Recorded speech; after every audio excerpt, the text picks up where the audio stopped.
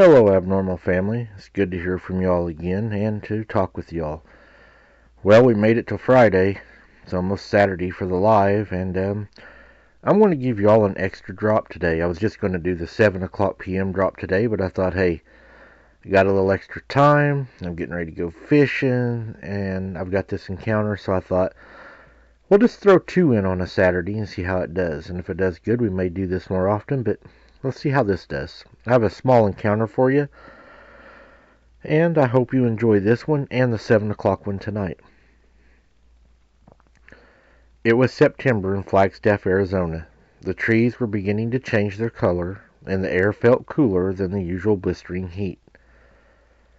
My family and I were taking a trip for a reunion. Sadly, I don't remember the name of the place, but I can describe it vividly.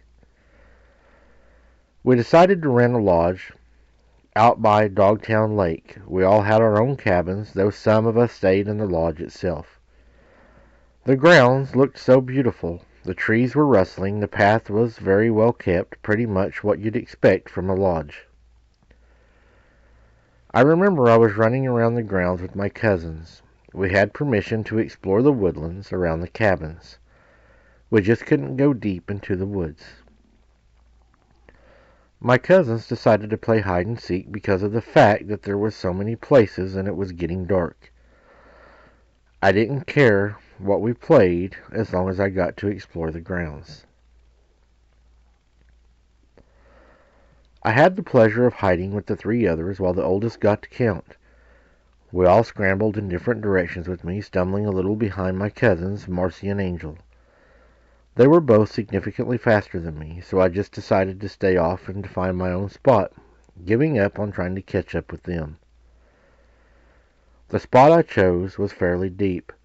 With the brush starting to thicken gradually, the deeper I went. I stopped for a moment to catch my breath. Taking the chance to crouch down behind a tree, I was giddily little kid, so I wasn't being too quiet. I heard footsteps clomp about a couple of yards away from me. That's when I started to quieten down.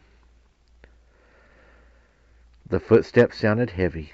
I didn't think much of it at the time, thinking it was just my cousin stomping through the leaves. I was attempting to keep from laughing, covering my mouth, when I suddenly caught a whiff of a strange scent. It smelled like a combination between a skunk and a wet dog. Raw sewage. It made my nose crinkle when it first hit.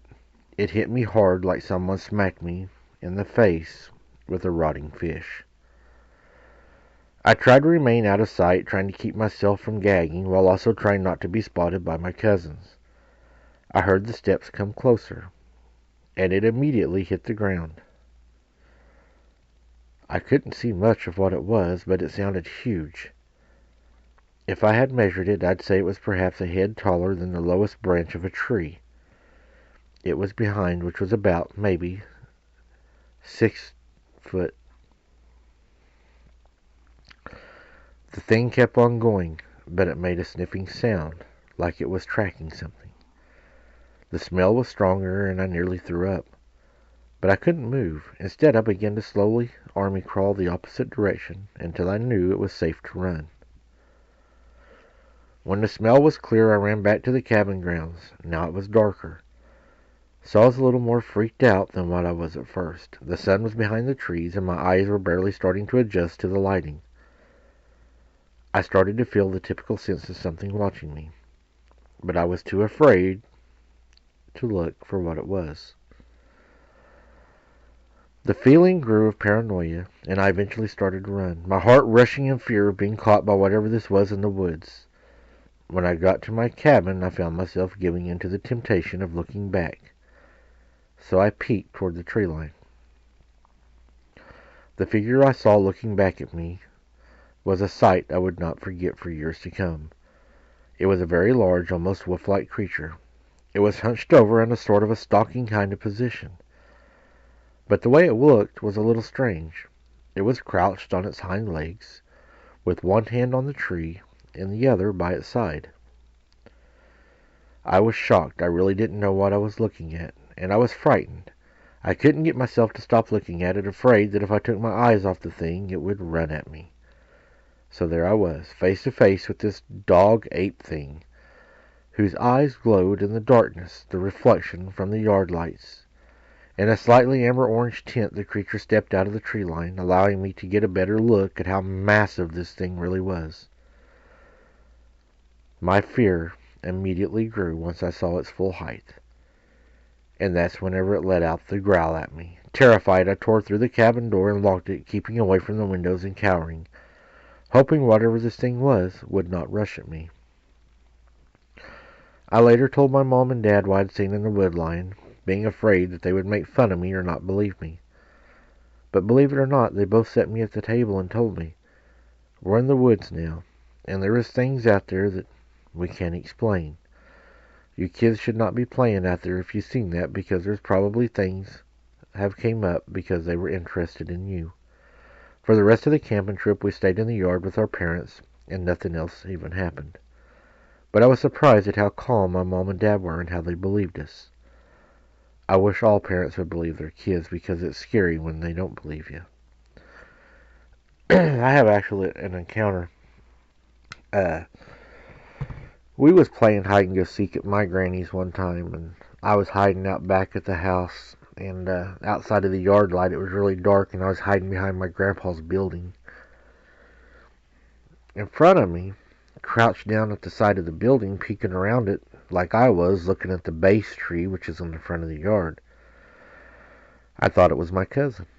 My cousin used to lift weights all the time. He was a really big guy. He actually worked for Gold's Gym. He was a trainer, so you can picture he was a really bulky, big guy.